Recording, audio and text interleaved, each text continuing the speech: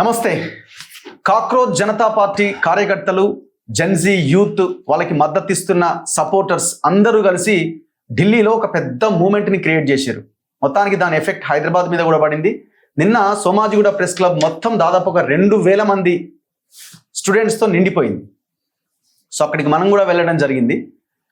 అయితే టోటల్ హైదరాబాద్ జరిగిన ఈ పరిణామాలు అంటే మొన్న 19వ తేదీన అంబేద్కర్ విగ్రహం దగ్గర క్యాండిల్ ప్రోగ్రామ్ కావచ్చు, నిన్న సోమాజిగూడ ప్రెస్ క్లబ్లో జరిగిన ప్రోగ్రామ్ని ఇదంతా కూడా కండక్ట్ చేసింది, ఆర్గనైజ్ చేసిందంతా ఎస్డిఎఫ్ తరపు నుంచి జరిగింది. కొంతమంది విద్యార్థులు వీళ్ళందరినీ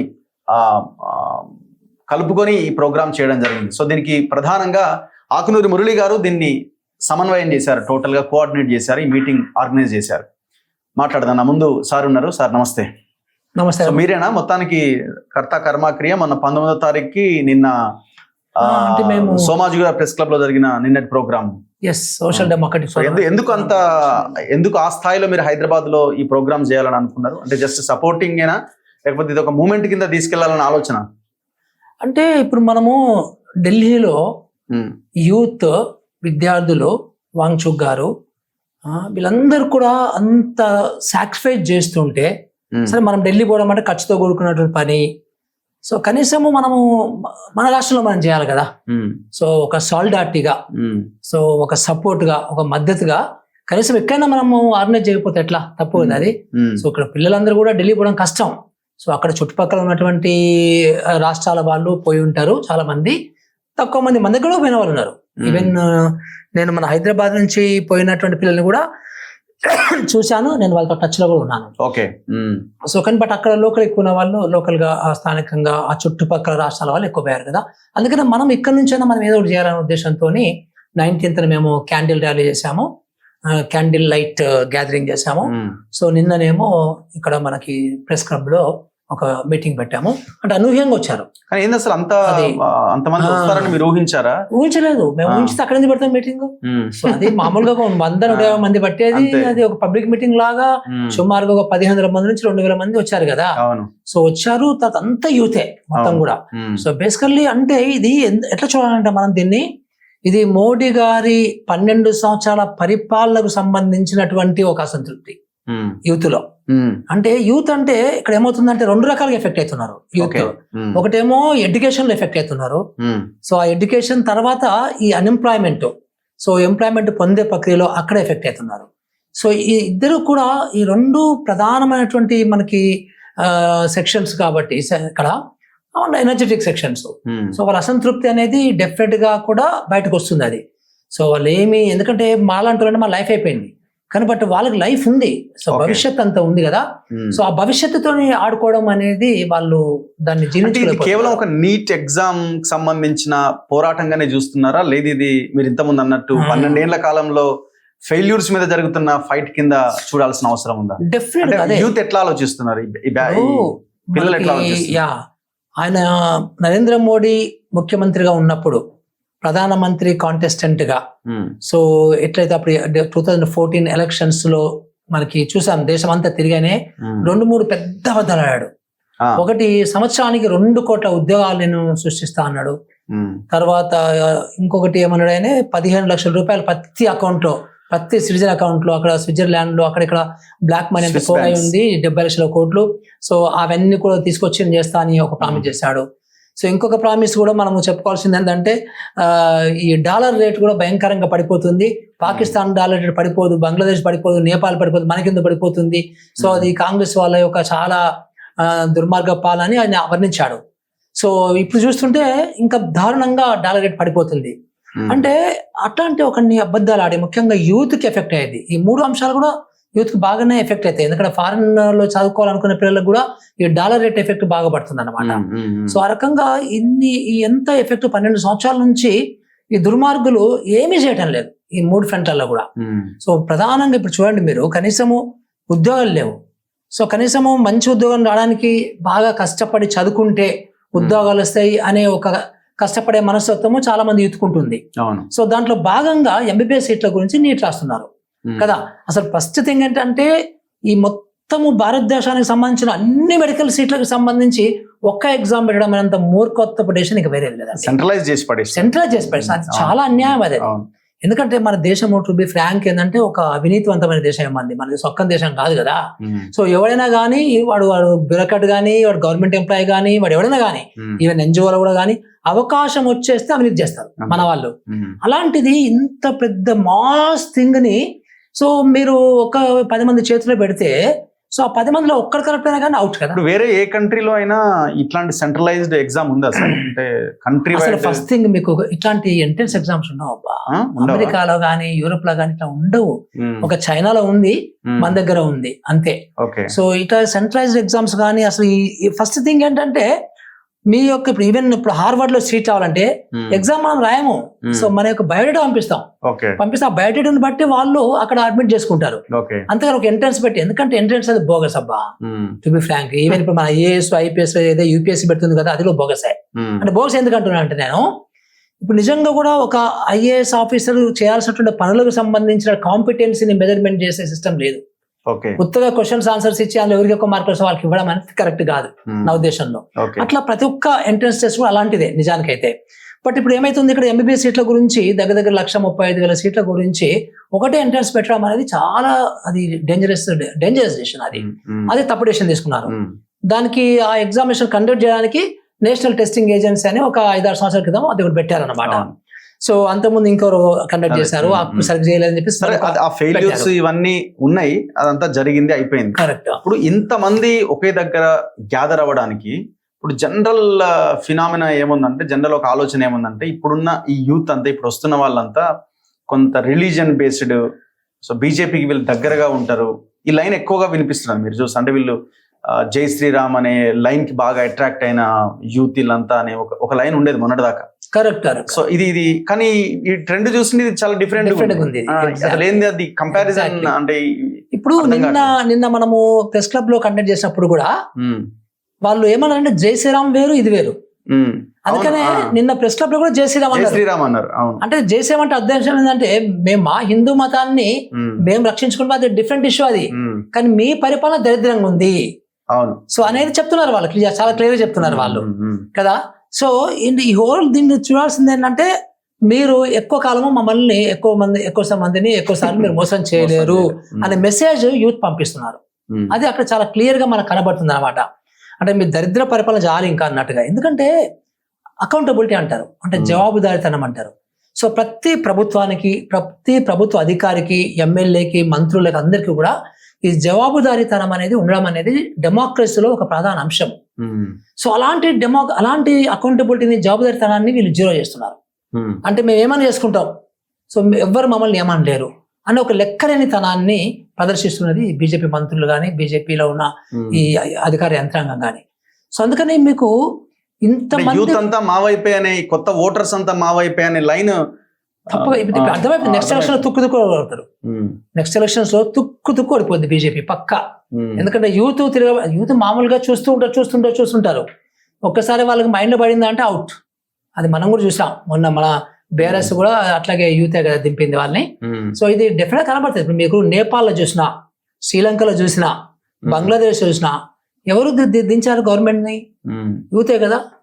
కదా అప్పుడే కదా జెన్జీ అనేది పరిచయం అనేది పదం కూడా మనకు పరిచయం అయింది అప్పుడే కదా, నేపాల్ ఎగ్జాక్ట్లీ అన్ని చోట్ల కూడా. ఎందుకంటే వీళ్ళకి లైఫ్ ఉంది, భవిష్యత్తు ఉంది కదా. సో మా భవిష్యత్తు మీరు ఆడుకుంటారా అనేది. ఇప్పుడు మీకు 2 సంవత్సరాలు ఆ ఎంబీబీఎస్ ఎంట్రన్స్ ఎగ్జామ్ కి ప్రిపేర్ అవుతారు అబ్బా, చాలా కష్టపడి ప్రిపేర్ అవుతారు కదా. ప్రిపేర్ అయినప్పుడు మీరు 2 సంవత్సరాల తర్వాత మీరు అంటే సంవత్సరం అయింది కానీ ప్రతి ఒక్కరు కనీసం 2 సంవత్సరాలు ప్రిపేర్ అవుతారు గట్టిగా. లాంగ్ టర్మ్ తీసుకునే వాళ్ళు చాలా మంది ఉంటారు కదా, మెజారిటీ ఉంటారు అట్లా. సో ఎగ్జామ్ రాసిన తర్వాత మంచి రిజల్ట్స్ వచ్చిన తర్వాత సో తోచేది తప్పు అంటే ఎంత బాగా రాసిన వాళ్ళ పరిస్థితి ఎట్లుంటుంది? అందరు బాగా రాసిన అనుకుంటారు కదా. అండ్ ఇంకొకటి, ఫస్ట్ టైం బాగా రాసి రద్దు అయిపోయిన తర్వాత మళ్ళీ రీ ఎగ్జామ్ లో బాగా రాయలేదు అనుకోండి, వాళ్ళ మెంటల్ మనకి దగ్గర 17 మంది ఆత్మహత్య చేసుకున్నారు. అంటే ఇక తెలియకుండా ఇంకెంతమంది ఉన్నారో ఆత్మహత్య చేసుకున్నారు మనకు తెలియదు, తెలిసిన వాళ్ళే 17 మంది ఉన్నారు. అంటే ఆత్మహత్య వరకు పురుకొల్పిందంటే మిగతా వాళ్ళ యొక్క పరిస్థితి ఎట్లా ఉంటుంది అనేది మనం అర్థం చేసుకోవచ్చు కదా. సో దాన్ని భరించలేకపోతున్నారు. అది కాకుండా ఈ అన్ఎంప్లాయ్మెంట్ కూడా అబ్బా, ఇప్పుడు చూడండి మనకి బీహార్ లో కానీ, ఇప్పుడు చూడండి మన హైదరాబాద్కి ఎట్లా వస్తున్నారు బీహార్ వాళ్ళు, ఎంత కడుపు పట్టుకొని వస్తున్నారు ఇట్లా వాళ్ళు. సో రాజస్థాన్ నుంచి వస్తున్నారు, బీహార్ నుంచి వస్తున్నారు, యూపీ నుంచి వస్తున్నారు, మధ్యప్రదేశ్ నుంచి వస్తున్నారు, ఒరిస్సా నుంచి వస్తున్నారు, వెస్ట్ బెంగాల్ నుంచి వస్తున్నారు. అంటే ఈ నార్త్ ఇండియాలో దరిద్ర పరిపాలన, చెత్త పరిపాలన, అంత బీజేపీ ఉమ్, మొత్తం కూడా బీజేపీ. లేకపోతే ఇంకా వేరే వాళ్ళు ఉంటే ఆ బీజేపీ మెంటాలిటీ ఉన్న వాళ్ళు, వాళ్ళ పరిపాలన చేత కాదు, ఎంతసేపు పరిపాలన చేతగాక ఇంకొక షార్ట్ కట్ రోడ్లు రిలీజన్ బేసిస్ మీద హేటెడ్ పెంచుకుంటూ సో ఓటు దండుకుంటూ అధికారంలోకి రావడం అనేది మనకు చాలా క్లియర్ అర్థమవుతుంది. నేను అందుకే చాలాసార్లు చెప్తుంటాను నేను, ఉమ్, సో ఎవరైనా కానీ ఎక్కువ మందిని ఎక్కువ సార్లు మోసం చేయలేరు. ఉమ్.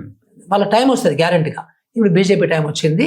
ఐ థింక్ జెన్జీ వాళ్ళు, యూత్, ఎవరు కూడా యూత్ అంటే ఇది కేవలం నీట్ ఎగ్జామ్ కోసం జరుగుతుంది అంటే ఒక లైన్. ఇప్పుడు మేము మార్నింగ్ న్యూస్ చేసేటప్పుడు కొన్ని కామెంట్స్ అవును. వస్తుంటాయి. ఇది అందులో ఉన్న వాళ్ళు నీట్ విద్యార్థులు ఎంతమంది ఉన్నారో లెక్క తేల్చండి, అందులో ఉన్న వాళ్ళంతా వాళ్ళ డ్రెస్ చూడండి, వాళ్ళ వేషధారణ చూడండి, వాళ్ళు ఎట్లాంటి డ్రెస్లు వేసుకొచ్చినారో అమ్మాయిలు చూడండి.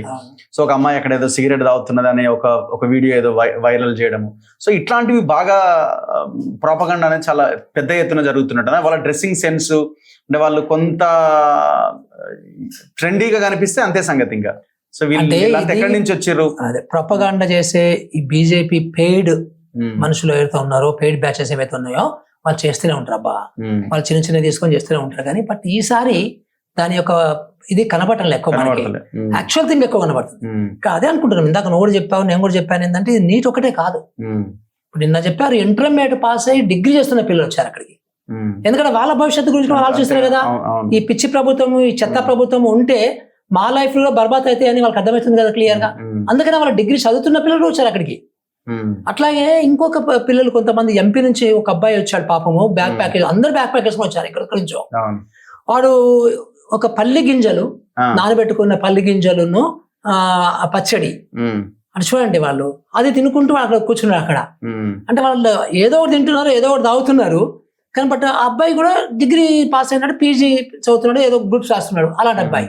ఇక్కడ ఇష్యూ ఏంటంటే నీటే కాదు, ఎస్ నీట్ కాదు, నీటి పిల్లలు అందరూ ఎందుకోసం రాలే అక్కడికి. సో అలా సగం మంది కూడా నీటి రాసిన వాళ్ళు ఉండకపోవచ్చు కాక, కానీ యూత్ ఉన్నారు. సో చదువుకునే పిల్లలు 90% పిల్లలు చదువుకుంటున్న పిల్లలు, తర్వాత ఉద్యోగాల ఆస్పిరెంట్స్ అంటే ఎంట్రన్స్ ఎగ్జామ్స్ కానీ, గ్రూప్ 1 గ్రూప్ లాంటివి కానీ, యూపీఎస్సీ కానీ అలాంటి పిల్లలు ఉన్నారు. ఇప్పుడు వీళ్ళు ఏంటంటే ఇది ఒక మాఫియా నడుస్తుంది అబ్బా. ఈ మాఫియా ఎట్లా ఉంటుందంటే చాలా గంభీరమైన మాఫియా ఉంటుంది. మీరు జాగ్రత్తగా గమనించండి, చాలా చోట్ల జరిగి ఉంటే బయటికి రాకపోయి ఉండొచ్చు కాక, కానీ బట్ ఇప్పుడు వస్తున్నాయి. ఇప్పుడు ఒక ఎగ్జామ్ ఒక మాఫియా వర్కౌట్ చేస్తే అదే మాఫియా మీకు రైల్వే రిక్రూట్మెంట్ బోర్డులో పనిచేస్తుంది, అదే మాఫియా తర్వాత యూపీఎస్సీలో పనిచేస్తుంది, బీహార్ పబ్లిక్ సర్వీస్ కమిషన్ లో పనిచేస్తుంది. పేపర్స్ అంటే ఎగ్జామ్ నమ్మకమే లేకుండా పోతుంది. అసలు గవర్నమెంట్ నోటిఫికేషన్ పడదండి మనకు వస్తాయా, అమ్ముకుంటారా అనే గాడికి వచ్చింది. ఇప్పుడు ఈ మాఫియా వెనకాల ఎవరు ఉంటారు? పక్కా అధికార యంత్రాంగంలో ఉన్న వాళ్ళే కదా. సో ఈ ఎమ్మెల్యేలో, ఎంపీలో, మంత్రులే కదా ఉండేది. మామూలు అయితే బతి బట్ట రావడు. సో మళ్ళీ ఎవరు ఉన్నారంటే మళ్ళీ బీజేపీ ఎవరు ఉంటారు. సో ఇప్పుడు మనకి ఈ బీజేపీ యొక్క కుతంత్రాలు ఇవన్నీ కూడా బయటపడుతున్నాయి. ఇప్పుడు మనకి బీఫ్ మీద చాలా మందిని లించింగ్ చేశారు, చంపేశారు. బీఫ్ ఎక్స్పోర్ట్ చేస్తున్నారు, లేకపోతే బీఫ్ ని తీసుకెళ్తున్నారని. అంటే ఎందుకు చెప్తున్నాను అంటే ఈ బీజేపీ వాళ్ళ కుట్ర గురించి చెప్తున్నాను. మన అసలు బీఫ్ ని ఎక్స్పోర్ట్ చేసే వాళ్ళు ఎవరు, ఆ వ్యాపారస్తులు ఎవరు అంటే మళ్ళీ బీజేపీ సపోర్టర్సే. యూపీలో వాళ్ళ గవర్నమెంట్ ఉంటున్నది గత 15 సంవత్సరాల నుంచి. మరి మీరు బ్యాన్ చేయొచ్చు కదా బీఫ్ ని. అసలు మీరు చట్టం తీసుకురావచ్చు కదబ్బా, బీఫ్ బ్యాన్ చట్టం తీసుకురావచ్చు. బీఫ్ ని ఎవరు తినొద్దు చట్టం తీసుకురావచ్చు. చంపొద్దు చట్టం తీసుకురావచ్చు.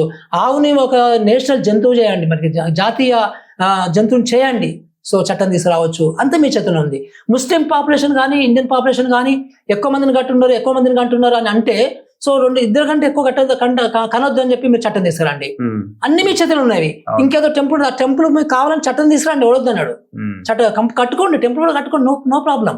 కానీ బట్ వీళ్ళేంటంటే ఆ ప్రాబ్లమ్స్ అట్లాగే ఉంచాలి. ఎడ్యుకేషన్ లేదు, హెల్త్ లేదు, ఏం మాట్లాడరు. ఎడ్యుకేషన్ గురించి మాట్లాడరు, హెల్త్ గురించి మాట్లాడరు, సుపరిపాలన గురించి మాట్లాడరు, పిల్లల యొక్క జాబ్స్ గురించి మాట్లాడరు, జీవనోపాధుల గురించి మాట్లాడరు. ఎంతసేపు రోడ్లు వేస్తారు. ఆ రోడ్లు వేసేటోడు అంటే మళ్ళీ ఈ ఆదాయాలు వీళ్ళు వేస్తారు. మొత్తం కొట్టుకొని వెళ్ళిపోతున్నారు. డబ్బంతా సంపద అంతా ఎక్కడికో పోతుంది. 6,000 ఆదా అనేది 2014లో 6,600 కోట్ల బ్యాలెన్స్ షీట్ అబ్బాయింది అని టర్న్ ఓవర్. ఈ రోజు ఎక్కడున్నాయని లక్షల కోట్ల మీద ఉన్నాడు. ఎట్లా వస్తాయి డబ్బు అంటే ఎవరికైనా సాధ్యమా? నువ్వేమన్నా పోనీ ఏమన్నా నోబెల్ లాగా ఏమైనా మందుగుండు సామాగ్రి కనిపెట్టి దాని మీద వస్తున్నటువంటి రాయల్టీ మీద వచ్చింది దానికి ఏమన్నా? మైక్రోసాఫ్ట్ వాళ్ళు మైక్రోసాఫ్ట్ ప్రోగ్రామింగ్ చేసి ఆ రాయల్టీ మీద మీకు ఏమైనా వచ్చిందా? నో రాయల్టీ కదా. మొత్తం దోపిడీ అనమాట మొత్తం కూడా. దానికి మన మహానుభావుడు marketing manager, chief marketing manager ఎవరు అంటే నరేంద్ర మోడీ. అయితే ఇప్పుడు అదానికి. ఇంకొక పాయింట్ ప్రధానంగా వినిపించేది ఏంటంటే ఇది నీట్ కోసమో ఇంకో దాని కోసమో కాదు, ఇది మోదీని గద్దదించే ఉద్యమము. అంటే వాళ్ళ లైన్ ఏంటంటే ఇది మోదీని గద్దదించడానికి చేస్తున్న ప్రయత్నం అని అంటే అదొక పెద్ద నెగిటివ్ నెగిటివ్ నెరేటివ్ ని బిల్డ్ చేస్తున్నారు వీళ్ళు. అది కుట్ర అన్నది వాళ్ళ ప్లాన్. ఇప్పుడు గవర్నమెంట్ లో వచ్చిన వాళ్ళు దిగిపోవడము, కొత్త వాళ్ళు ఎక్కడము, మళ్ళీ దిగిపోవడం అంటే కామనే కదా. ప్రజలు ఓట్లేస్తేనే కదా వాళ్ళకేం దేశం మనం ఏమి ప్రజలేం రాసివ్వరు కదా. అంటే దాన్ని కుట్ర అని ఎందుకు అనుకుంటున్నారు? అంటే ఒక ప్రభుత్వాన్ని దింపాలి వచ్చే ఎన్నికల్లో అనుకోవడం అది కూడా డెమోక్రసీలో భాగమే కదా. అంతే కదా. ఎగ్జాక్ట్లీ. పోనీ వాళ్ళు ఏమన్నా ఏదైనా వాళ్ళు పీస్ఫుల్ గా చేయటం లేదా అంటే కాదు, ఎంత పీస్ఫుల్ గా ఉంటుంది. నిన్న కూడా మన ప్రెస్ క్లబ్ లో కూడా వాళ్ళు కంట్రోల్ చేసుకుంటున్నారు. సో మీరు ఎక్కువ అలర్ట్ చేయకండి, లేకపోతే ముందు వచ్చి కూర్చోండి, ఇక్కడ ప్లేస్ అంతా ఖాళీగా ఉందని. సో చాలా చక్కగా ఇప్పుడు మీరు ఇంటర్వ్యూ చేసే అమ్మాయి అయితే పోలీస్ పర్మిషన్ లేదు కాబట్టి నేను పోనని చెప్పింది కదా. అంటే అంత వాళ్ళు సెల్ఫ్ డిసిప్లిన్ ఉన్నారు. ఈవెన్ ఢిల్లీలో కూడా మనకు ఆ సెల్ఫ్ డిసిప్లిన్ కనబడింది చక్కగా. అంటే వీళ్ళు ఏమంటున్నారంటే ఇది నెరేటివ్స్ అబ్బా, వీళ్ళు ఎక్స్పర్ట్స్ అయిపోయారు నెరేటివ్స్. అంటే కథలుగా చెప్పడము ప్రయత్నం అంటే అదో పెద్ద నెగటివ్ థింగ్ లాగా, అంటే దేశద్రోహం లాగా. అంటే నువ్వు చేసేదంతా సొక్కం కానీ మేమే తప్పు చేస్తున్నాం అన్నట్టుగా. అంటే మేమంటే యూత్ తప్పు చేస్తుంది అన్నట్టు కదా. ఇప్పుడు 24 లక్షల మంది నీట్ రాసింది తప్ప రైటే కదా, రాసింది కదా. నువ్వు ఫస్ట్ లీక్ కాలేదని గట్టిగా ఆర్గ్యూ చేసినావు. ఎన్టీఏ నేషనల్ టెస్టింగ్ గట్టిగా ఆర్గ్యూ చేసింది. తర్వాత సిబిఐ వాళ్ళు లేదు జరిగిందని చెప్పిండ్రు. అంటే నీ లీక్ జరగడం నిజమే కదా, అదేం కరెక్ట్ కాదు, తప్పేం కాదు కదా, కరెక్ట్ జరిగింది కదా. 17 మంది సూసైడ్ చేసుకున్నారు, అది కరెక్టే కదా కదా. అంటే ఇవన్నీ కరెక్ట్ అయినప్పుడు మరి అజిటేషన్ కరెక్ట్ కదా. సో అది అశాంతి గురి కావడం కరెక్ట్ కాదా. సో పిల్లలకు కోపం రావడం కరెక్ట్ కాదా. నిన్న ప్రధానమంత్రి ఏదో మీటింగ్ లో ఏదో అన్నాడని ఒక మంత్రి బయటకు వచ్చి చెప్పిండు, ఇది మహాపాపం అయినా పిల్లల్ని అనవసరంగా రెచ్చగొట్టి ఇందులోకి లాగుతున్నాయి ప్రతిపక్ష పార్టీలు అని. అసలు ప్రతిపక్ష పార్టీ రాహుల్ గాంధీ నిన్ననో ఏమో వచ్చింది బయటకి కదా. అసలు ఇది జరగబట్టి మనకి 23 రోజులు అవుతుంది. 23 రోజుల నుంచి ప్రతిపక్షం ఏదైనా ఒక్క పార్టీ అక్కడ పోయిందా అంటే అర్థం కాదు. లాస్ట్ కు ఈవెన్ ఆమ్ ఆద్మీ పార్టీ కూడా పోలేదు కదా. సో వాళ్ళందరూ వాళ్ళే చేసుకుంటున్నారు పాపం. సో చాలా మంది అనుకున్నారు యాక్చువల్ గా ఎక్కువ సపోర్ట్ ఆడలేదు అనుకున్నారు. ఎప్పుడైతే పోలీస్ యాక్షన్ స్టార్ట్ అయిందో, ఎప్పుడైతే వాంగ్చుక్ ని అక్కడ నుంచి లాగి ఆసుపత్రికి తీసుకెళ్లారో అప్పుడు ఇంకా బాగా ఎక్కువ మంది వచ్చేసింది కదా. అంటే ఎక్కువ మంది అట్లా ఆర్గనైజ్ చేసేటట్టు ప్రతిపక్షానికి అంత కెపాసిటీ ఉంటే ఇది ఎప్పుడు అయి ఉండేది. ఇది ఒక సహజంగా వచ్చినటువంటి ఒక మూమెంట్. ఇప్పుడు నేపాల్లో కూడా వచ్చింది అబ్బా, బంగ్లాదేశ్ కూడా వచ్చింది, మనకి శ్రీలంకలో కూడా వచ్చింది, మనకే లేటు యాక్చువల్ రావడం. అంటే ఇంకొక లైన్ ఏం వినిపిస్తున్నారంటే బంగ్లాదేశ్ నేపాల్ లాంటి పరిస్థితులు ఇక్కడ తీసుకొచ్చే ఒక కుట్ర జరుగుతున్నది, ఆ రెండు దేశాలాగా ఈ దేశం కూడా కావాలన్నా, సో అట్లా చేయబోతున్నారా మీరు? అంటే ఇప్పుడు వీళ్ళు బీజేపీ వాళ్ళ యొక్క నెరేటివ్స్, వాళ్ళ స్టోరీస్ అన్ని కూడా చాలా దరిద్రంగా ఉంటాయి అబ్బా. ఇప్పుడు నన్ను కూడా రాహుల్ గాంధీతో సహా అర్బన్ నక్సలైట్ అంటారు. ఏం చెప్తాం వాళ్ళకి మనం? నేనేమో 40 సంవత్సరాలు మొత్తం ఒక ప్రోగ్రామ్ తర్వాత ఇంకో ప్రోగ్రామ్ తర్వాత ఇంకో ప్రోగ్రామ్ దాంట్లోనే మునిగి తేలాను కదా. నేను ఎప్పుడు నక్సలైజం చేశాను బొందా. సో అట్లా నువ్వెప్పుడు నక్సలైజం చేశావు, నువ్వేదో 2 కెమెరాలు పెట్టుకొని తిరుగుతున్నావు అంటే ఇట్లా ఈ రకంగా వాళ్ళు ఏమన్నా వాళ్ళకి క్వశ్చన్ చేస్తే దేశద్రోహి, క్వశ్చన్ చేస్తే అర్బన్ నక్సలైట్, క్వశ్చన్ చేస్తే తుక్కడే గ్యాంగు, అంటే ఇట్లా రకరకాలుగా ఏదో ఒకటి బ్లేమ్ చేసి పిచ్చి పిచ్చి కథలు అల్లి మసాలా అల్లి సో ప్రజల మీదకి వదులుతారు. ఇక వాళ్ళకి వాట్సాప్ యూనివర్సిటీ ఉంది కానీ ఇప్పుడు అదే వాట్సాప్ యూనివర్సిటీ కొడుతుంది, రివర్స్ అవుతుంది ఇప్పుడు వాళ్ళకి. ఎగ్జాక్ట్ సహజం అంటే అదే అంటుండే. ఎవరికైనా ఎన్ అనేది ఉంటుంది, నేచర్ వర్క్స్, యూనివర్స్ వర్క్స్. ఈ విషయం పనిచేస్తుంది. విశ్వగురువుని కేర్ చేయరు, ఇంకోని కేర్ చేయరు. విశ్వం అనేది సో అది సహజంగా పనిచేసుకుంటూ వెళ్తుంటుంది అనమాట అది. సో ఇప్పుడు వాళ్ళ ప్రాపగాండా కూడా పనిచేయట్లేదు. ఇప్పుడు ప్రతి ఒక్క కాక్రోచ్ ఆ సెల్ ఫోన్ ని ఆయుధంగా వాడుతున్నాడు. మహాత్మా గాంధీ గారు ఎప్పుడో చెప్పారబ్బా, సత్యమేవ జయతే, దిస్ ట్రూత్ వర్క్స్. సో టెంపరీగా పనిచేయకపోవచ్చు గాక కానీ బట్ బ్రాడ్గా నిజం అనేది పనిచేస్తుంది, ఎప్పుడైనా పనిచేస్తుంది. మరి ఎంతమందిని చూసాం, చాలా ఎన్ని ప్రపంచ చరిత్రలో ఇలాంటివి ఎన్ని ఉన్నాయండి. సోక్రటీస్ నుంచి మొదలుపెట్టి మొన్నటి వరకు మనకి అమెరికాలో బ్లాక్ వాళ్ళు ఎవరైతే ఉన్నారో లీడర్స్ అక్కడ వరకు కూడా మనం చూస్తున్నాం కదా అన్ని కూడా. So it works, so truth works always.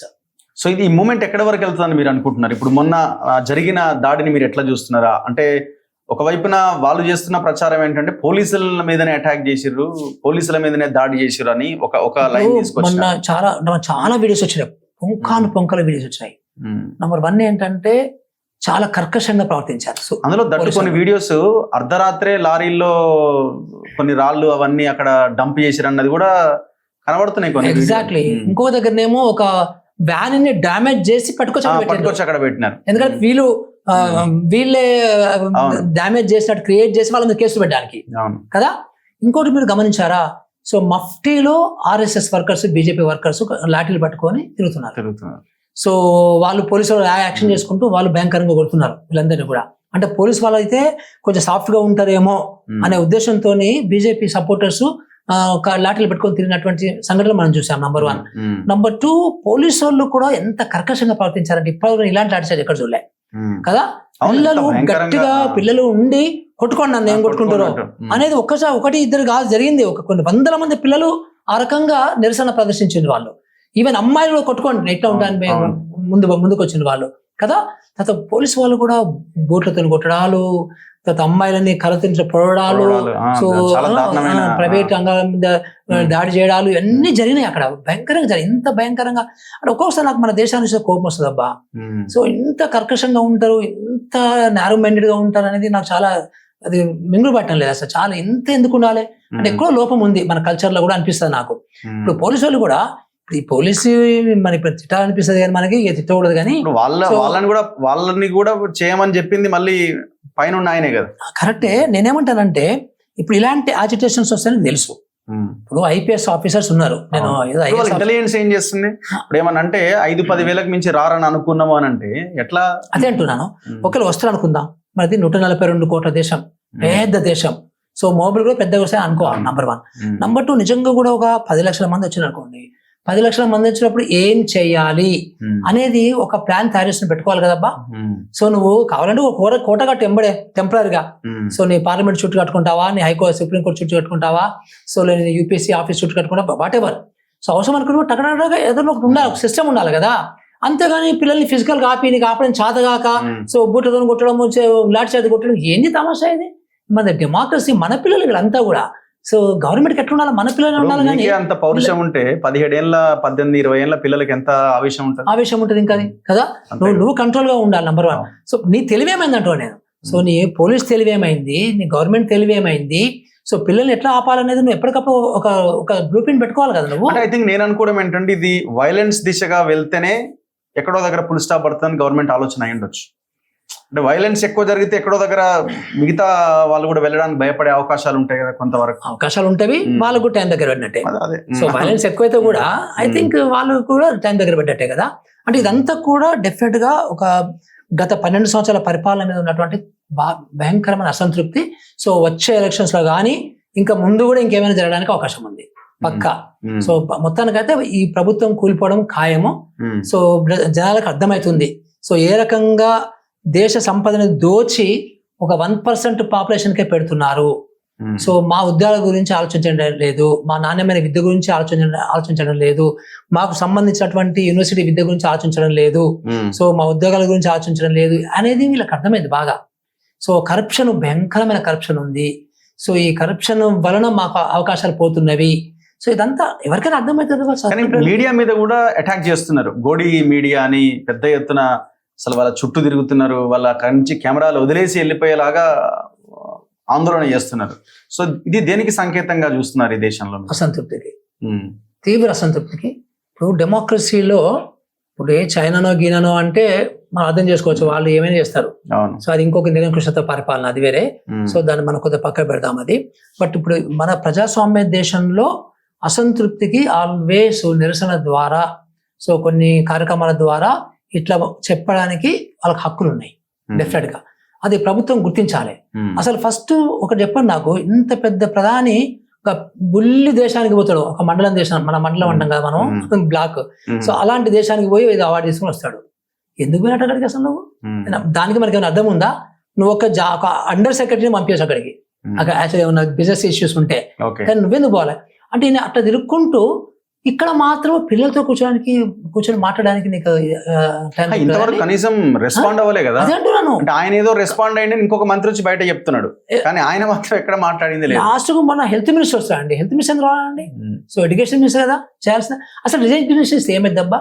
పిల్లలు హ్యాచెట్ చేస్తున్నారు, నువ్వు రిజర్వేషన్ చేస్తే నీ యొక్క అహంకారం దెబ్బతింటదా? నీ యొక్క ఈగో దెబ్బతింటదా? మళ్ళీ మీ బీజేపీ ఇంకొక నాయకుడికే కదా పదవి వచ్చేది. అంతే కదా. రిజైన్ చేస్తే ఇంకో ఆయన ఇంకో దాని మీద ప్రధాన వస్తాడు. ఏమో పెద్ద గొప్ప ఏమో ఇంకోటి పెద్ద గొప్పడేం రాడు. మళ్ళీ అలాంటి మీకు బాపితే వస్తుంది అనుకో, అది వేరే విషయమో. కానీ నీకు పోయేది ఏంటంటున్నా, నువ్వు పార్టీలో బోల్డ్ పోస్ట్ ఖాళీ ఉన్నాయి, నీకు ఇచ్చుకో ఇతన్ని ధర్మేంద్ర ప్రధానికి అంటే, లేదు మాకు మా ఈగో దెబ్బ తింటది అంటే ఇట్లా ఎవరు పడతాంటే లక్షల మంది అడుగుతున్నారు పిల్లలు కదా. ఇప్పుడు అది ప్రతి రాష్ట్రంలో అసంతృప్తి, అందరూ ఢిల్లీ పోరు కానీ బట్ అసంతృప్తి అబ్జర్వ్ చేస్తుంది. చూసాం కదా మనం, మేము యాక్చువల్ గా మొన్న రాత్రి లేట్ నైట్ డెసిషన్ తీసుకొని నిన్న మార్నింగ్ ఫ్లైర్ తయారు చేసుకొని సో ఇన్స్టాగ్రామ్ లో అట్లా పంపిస్తే అంతమంది పిల్లలు వచ్చారు కదా. ఇప్పుడు ఇట్లా మనకు జిల్లాలో కూడా వస్తారు, అట్లా మొత్తము 760 జిల్లాల్లో కూడా వస్తారు మన దేశం మొత్తంలో అంటే ఆర్గనైజ్ చేసే వాళ్ళు ఉంటే కదా. అక్కడ ఏదో వాంగ్చుక్కును ఆ దీప్తి అయ్యే వాళ్ళు కొంచెం ముందు వచ్చి చేసింది కాబట్టి ఇంత రెస్పాన్స్ ఉంది. మీడియా మీద కూడా అసంతృప్తి ఉంది అంటే మా వెర్షన్ చూపించట్లేదు. గోధి మీడియా అనేది పెయిడ్ బ్యాచ్, చెత్త కొడుకులు to be frank. So Arnab Goswami లాంటి విధాలు పరమ చెత్త రుచ్చాలు అంటాం కదా మన తెలంగాణలో, అలాంటి బాపతి వీళ్ళంతా కూడా అలా చూసి ఆశయం పడుతుంది. అబ్బా the way they conduct the proceedings, the way they talk, ఎంత హారిబుల్ ఉంటుంది అసలు. అది ఒక డెమోక్రసీ దేశంలో ఉన్నట్టు వాళ్ళు అంటే అమ్ముడు పోయి మేము బీజేపీ బూట్లు నాకుతాము, మాకు చాలా సూట్ కేసులు వచ్చినాయి కాబట్టి అనేటట్టుగా పడుతుంది మొహం చూస్తుంటేనే. అది ప్యారల్. అదైతే ఇంకొక ప్యారల్ గా మీలాంటి వాళ్ళు స్వచ్ఛందంగా ప్యూర్ గా, ఇప్పుడు మన తులసి చంద్ లాంటి వాళ్ళు, మీలాంటి వాళ్ళు, మన ప్రొఫెసర్ నాగేశ్వర్ లాంటి వాళ్ళు ఇండిపెండెంట్ జర్నలిస్టులు మీరు స్వచ్ఛంగా క్లియర్ గా మాట్లాడుతుంటే మీ మీదనేమో భయంకరమైన ట్రోలింగ్స్ కదా. సో అంటే చూడండి ఎట్టిపోతుందో. ఇప్పుడు కొంచెం తగ్గింది, ఇప్పుడు వాళ్ళు కూడా భరించలేకపోతున్నారు ఈ కాక్రోచ్లని. ఇప్పుడు ఇంకా నెక్స్ట్ టైం బాగా వస్తాయి. సో ఇప్పుడు మనకు చూసి ఈవెన్ మన రాష్ట్రంలో కూడా ఉన్నాయి అంటే పేడ్ బ్యాచ్ ఉన్నాయి కదా. మీరు పేడ్ బ్యాచ్లు పెడితే 100 మంది పెడతారు. అంతే. ఇప్పుడు కాకర్స్ లో ఒక్కొక్కరు లక్షలు వస్తాయి రేపు. ఇక పుట్టగొడుగు లాగా వస్తాయి, అందరు కూడా తెలివి మీరుతున్నారు కదా. అందరి చేతిలో స్మార్ట్ ఫోనే కదా. Everybody can really generate 1 channel కదా. ఏముంది అందులో పెద్దగా, చాలా వస్తాయి ఇంకా ముందు ముందు మనకి. చాలా మంచి మార్పు అది మనం ఒప్పుకోవాలి.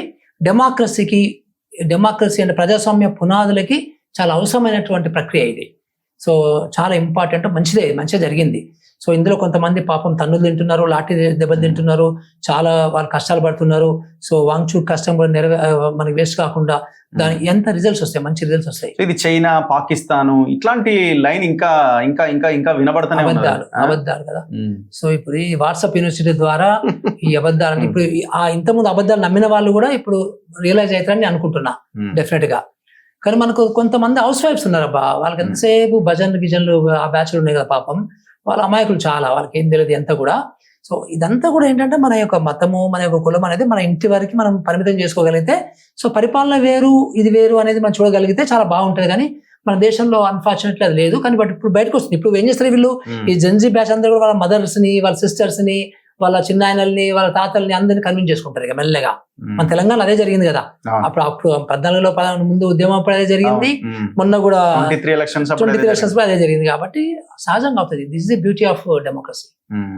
ఇప్పుడు తెలంగాణలో ఉన్న యువత ముఖ్యంగా ఇప్పుడు మనం నిరుద్యోగ అంశం వచ్చినప్పుడు వచ్చేటువంటి యూత్, జిల్లాల్లో ఉన్న కాలేజెస్ నుంచి ఉన్న యూత్, ఇదంతా సో ఇక్కడ రిఫ్లెక్ట్ అవుతున్నట్టుగా కొంతమంది కనబడట్లేదు. అంటే అక్కడ వెళ్ళి చూసినప్పుడు అంతా వేరే రాష్ట్రాల నుంచి వచ్చిన పిల్లలు కానీ యూత్ కానీ ఎక్కువగా మనకు కనబడుతున్నారు. గేటెడ్ కమ్యూనిటీస్ నుంచి వచ్చిన వాళ్ళు, ఐటీలో ఉన్న వాళ్ళు, అంటే వాళ్ళ పిల్లలు. సో ఈ సెక్షన్ ఆఫ్ పీపుల్ ఎందుకు దాన్ని రిసీవ్ అవుతున్నారు, వీళ్ళు అట్రాక్ట్ అవుతున్నారు, వీళ్ళు ఎందుకు అంత పెద్ద మొత్తంలో లేరు? మీరు సోమాజిగూడ ప్రెస్ క్లబ్ లో కూడా మీరు చూడండి, సో ఒక డిఫరెంట్ సెక్షన్, బట్ వాళ్ళు స్మార్ట్ అండ్ టాలెంటెడ్. సో ఈ సెక్షన్ ఎందుకు అంటే, ఇప్పుడు మీకు ఏదైనా ఒక విషయము ఎవరికి ఫస్ట్ అర్థమైంది అంటే, కొంచెం ఎక్కువ చదువుకున్న వాళ్ళకి, ఎక్కువ క్రిటికల్ థింకింగ్ చేసే వాళ్ళకి తొందరగా అర్థమైంది కదా. సో బాగా కొంచెం తక్కువ చదువుకున్న వాళ్ళకి లేట్గా అర్థమైంది. సో ఈ బ్యాచ్ అంతా కూడా ఆ బ్యాచ్. అయితే మీరు అన్నట్టుగా వీళ్ళందరూ కూడా వేరే రాష్ట్రం వాళ్ళు కారు. మేబీ 30-40% ఉంటే ఉండొచ్చేమో రకరకాలుగా, బట్ 60-70% మన తెలంగాణ వాళ్ళే. నిన్న కూడా జై తెలంగాణ అన్నారు కదా చాలా మంది. సో చాలా మంది రెస్పాండ్ అనేది దానికి చక్కగా. సో మనకి మెజారిటీ 60-70% తెలంగాణ పిల్లలే ఉన్నారు ఇందులో. కానీ ఆ పిల్లలు క్రిటికల్ థింకింగ్ ఉన్న పిల్లలు ఇదంతా కూడా. సో అట్లా మనం అనుకోవాలి ఇది అంతా కూడా. సో వాళ్ళు మాత్రమే బయటకు వచ్చి జిల్లాలు, మండల, గ్రామ స్థాయి కూడా ఇది పాకే ఉండే అవకాశం ఉందా? ఉంటది కదా, డెఫినెట్ గా ఉంటది కదా. సో పాత కాలంలో సోషల్ మీడియా లేని కాలంలోనే గాంధీ మహాత్ముడు ఉద్యమం చేస్తే మీకు ఉప్పు సత్యాగ్రహం కావచ్చు, ఇలాంటి అన్ని కూడా కింద వరకు పోయినాయి కదా కింద గ్రామం వరకు పోయింది కదా. మన అవును. తెలంగాణలో కూడా మనకి ఆ రైతాంగ ఉద్యమం అయినప్పుడు సో గ్రామం వరకు రీచ్ అయింది కదా, అప్పుడే మీడియా లేనప్పుడే. అవును. ఇప్పుడు ఇంత సోషల్ మీడియా ఉంటే ఎందుకు పోదు? పోతుంది కదా, పక్కా పోతుంది. మనం ఢిల్లీలో చూసినట్టు దాంట్లో చాలా మంది పేద పిల్లలు ఉన్నారు, మీరు గమనించలేదు? ఉమ్. చాలా పేద పిల్లలు వచ్చి పాపం బ్యాక్ ప్యాక్లు వేసుకొని సో బస్సులలో ట్రైన్లలో వచ్చి పార్టిసిపేట్ చేస్తున్నారు కదా. సో సహజంగా కూడా ఈ క్రిటికల్ థింకింగ్ ఉన్న పిల్లలకు బాగా పాకింది సో అనమాట. నెక్స్ట్ ప్రోగ్రామ్ ఏంటి, ఏం డిజైన్ చేసినారు, ఏం చేయబోతున్నారు ఇక్కడ హైదరాబాద్ బేస్డ్ ఏమైనా చేయబోతున్నారా? అంటే మేము బేసికల్లీ ఏంటంటే ఆ పిల్లలకు కొంచెం సపోర్ట్ కావాలి. ఉమ్. ఏంటి వాళ్ళకి తెలియదు. అవును. ఇప్పుడు అసలు పోలీస్ పర్మిషన్ దేనికి తీసుకోవాలి, దేనికి తీసుకోకూడదు, ఎప్పుడు అవును. తీసుకోవాలి, ఎన్ని రోజుల ముందు తీసుకోవాలి, ఎవరికి అప్లై చేయాలి, సో ఇలాంటి విషయాలు కొన్ని తెలియదు వాళ్ళకి. నెంబర్ 1. నెంబర్ 2, అసలు ఎక్కడ ఏ ప్లేస్ లో బుక్ చేసుకోవాలి, ఉమ్. సో ఏ ప్లేస్ అనేది కూడా తెలియదు పాపం వీళ్ళకి చాలా విషయాలు. తర్వాత ఆ ఇనిషియేటివ్ చేసే వాళ్ళు కూడా భయం, నేను ఫస్ట్ ఇనిషియేట్ చేసి నన్ను ఫోకస్ చేస్తారు, అవును. నా కెరీర్ ప్రాబ్లం అయితే, అట్లా అన్నీ ఉన్నాయన్నమాట. అందుకని మాలాంటి వాళ్ళు కొంచెం వెనకాల ఉంటే మాకేం భయాలు మాకేం లేవు కదా, మాకేం అవును. ఫ్యూచర్ లేదు, మాకేం భయాలు లేవు, ఉమ్. మాకు కొంచెం ధైర్యం ఉంది, ఎక్స్పీరియన్స్ ఉంది కాబట్టి సో సహజంగా మాలాంటి వాళ్ళు సపోర్ట్ చేయగలిగితే ఆ పిల్లలకి కొంచెం మంచి ఒక ఇది దొరుకుతుంది. ఇదంతా కూడా ఏంటంటే మనం ఏదో ఒక మంచి జరుగుతుంటే దాని మంచి మీద కుట్ర కాదు, చెడు మీద చేస్తున్నాం మనం, అంతే. చెడు మీద యుద్ధం ఇది. ఉమ్. సో ఈ చెడు మీద యుద్ధం అయినప్పుడు ఐ థింక్ మనలాంటి వాళ్ళందరూ కూడా సపోర్ట్ చేసిన అవసరం ఉంటుంది. Anyway thank you sir, thank you very much. Thank you. చూద్దాం రాబోయే రోజుల్లో ఈ మూమెంట్, ఈ ఉద్యమం ఎటువైపుగా ముందుకెళ్తుందని. ఏదైనా ప్రజల కోసం జరుగుతున్న మూమెంట్ కిందనే మనం చూడాల్సి ఉంటుంది. చూస్తూనే ఉండండి మన తొలివేలు.